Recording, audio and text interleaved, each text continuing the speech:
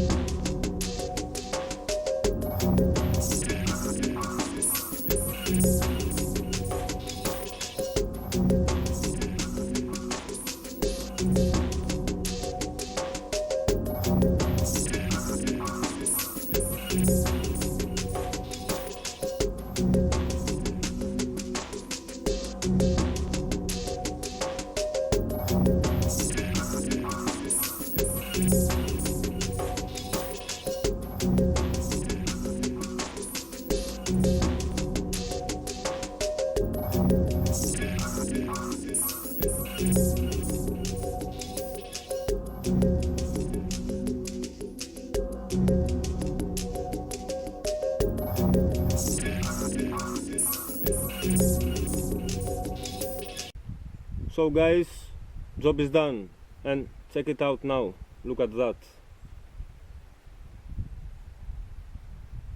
Actually, I love the base of the plant, which is amazing. So now I'll put it back in the same plastic pot and I wait till next season the plant to develop itself. So thanks a lot about watching, guys. Stay tuned to the channel till the next episode. Post it in social media, send it to everybody, and I'll see you soon. Thank you.